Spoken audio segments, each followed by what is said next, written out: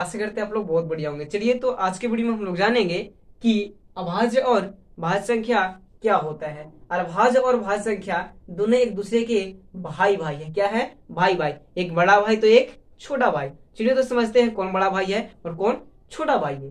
तो समझना आपको गौर से, इसको समझना बहुत आसान है। बहुत बच्चे इसके बारे में नहीं जानते, तो आज हम आप लोगों को बता देंगे बहुत बढ़िया तरह से, वही मैं हेयर स्टाइल में। चलिए ध्यान से देखना है, ठीक है। चलिए तो स्टार्ट करते हैं वीडियो को। सबसे पहले हम मौखिक समझ लेते हैं कि अभाज्य संख्या क्या है और भाज्य संख्या क्या है। तो सबसे पहले हम अभाज्य की बात करते हैं। तो अगर आप भाज्य आप समझ गए तो भाज्य में कोई दिक्कत नहीं होगी आपको, ठीक है। इसीलिए बोल रहे हैं कि भाई भाई दोनों है, ठीक है। तो अभाज्य संख्या उसको कहते हैं जो वैसी संख्या जो, यानी कि डायरेक्ट बोल सकते हैं, मगर में बोले तो कि जो संख्या एक या अपने आप से, जो है वो और एक से, जो है वो और एक से और मान लिया जाए कुछ भी है, तीन है तो तीन, यानी ई वाला से और ई से, यानी जो है से और एक, एक तो होना ही चाहिए।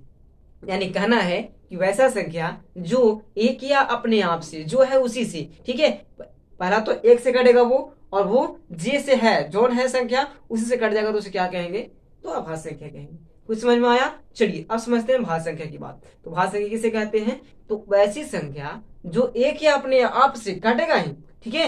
ये वाला बात समझना है, पहले अभाज्य की बात समझ लेना है कि जो संख्या एक या अपने आप से कटेगा ही, लेकिन अगर थोड़ा सा एक और संख्या से कट जाए ना, किसी अन्य संख्या से अगर कट जाए ना, तो वो भाज्य संख्या हो जाएगा। कुछ समझ में आया?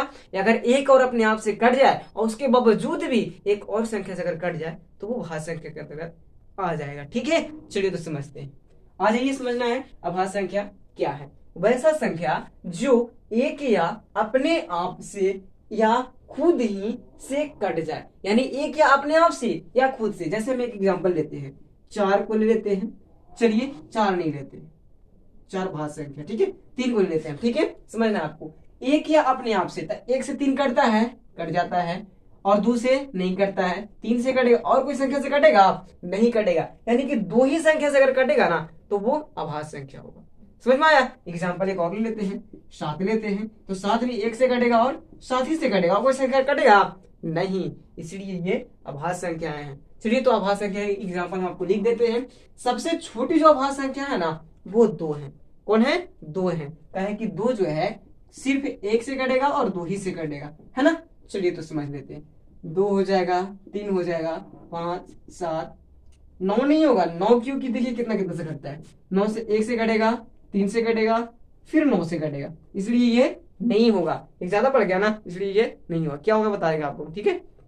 चलिए तो 7 हो गया, 11 हो जाएगा, 13 हो जाएगा, इटी से लीजिए, ठीक है। यानी कि जो एक या अपने आप ही से कटे, ठीक है, और किसी से उसको मतलब नहीं होना चाहिए। चलिए समझते हैं अब हम लोग भाज्य संख्या के बारे में। भाज्य संख्या क्या है? तो वैसा संख्या जो एक या अपने आप, जो एक या अपने आप, सेम टू सेम, जो एक या अपने आप के अलावे, यहां तक सेम टू सेम है, यहां तक, ठीक है। ऊपरे वाला एक या अपने आप, उसके बाद में कहा है कि के अलावे, एक या अपने आप के अलावे किसी और संख्या से पूरी पूरी कट जाए, यानी कि इकरा से थोड़ा सा खाली भिन्न है, किसी और संख्या से के अलावे किसी और संख्या से कट जाए, ठीक है। एक या अपने आप के सिवाय किसी और संख्या से कट जाए तो उसे क्या कहेंगे? भाज्य संख्या कहेंगे। पूरी पूरी कट जाए उसे क्या कहेंगे? भाज्य संख्या कहेंगे। एग्जाम्पल अब बताइए हमको, सबसे छोटी जब 2 हो गया तो एक तो होने वाला है नहीं, क्योंकि एक जो है सिर्फ एक ही से कटता है, इसलिए 2 के बाद 3 आता है, तो 3 भी अभाज्य संख्या है, तो भाज्य संख्या तो होगा नहीं, नहीं ना, कहे कि एक ही अपने आप से कट रहा है। अब देखिए 4 है, तो 4 है एक सबसे छोटी अभाज्य संख्या, नहीं भाज्य संख्या। सबसे छोटी अभाज्य संख्या कौन है? भाज्य संख्या कौन है? 4 है। क्यों? क्योंकि 4 जो है एक से कटता है, 2 से कटता है और 4 से भी कटता है, इसीलिए ये भाज्य संख्या है। परिभाषा के अनुसार समझ में आ रहा है ना। जो एक या अपने आप के सिवा किसी और संख्या से कट जाए उसे क्या कहते हैं? भाज्य संख्या कहते हैं। तो कट रहा है ना, एक 2 से कट गया, है ना।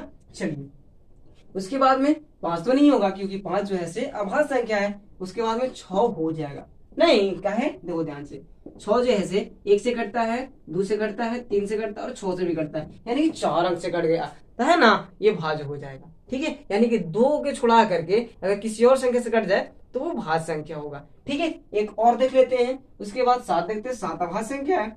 8 जो है सो भाज्य संख्या है, कि ये 2 से भी कटता है, 1 से भी कटता है, 4 से भी कटता है, 8 से भी कटेगा, इसलिए ये भी भाज्य संख्या है। और ईटी से आपको दे देना है 10 भी, 9 भी हो जाएगा, 12 भी हो जाएगा, कटेगा ये सब, ठीक है, इसलिए ये भाज्य संख्या है। चलिए, तो आशा करते हैं ये वीडियो भी आपको समझ में आया होगा। तो आया तो मेरे चैनल को सब्सक्राइब करें, लाइक करें और शेयर भी जरूर करें, ताकि हम इसी प्रकार के वीडियो हमेशा आप लोगों के लिए लाते रहें।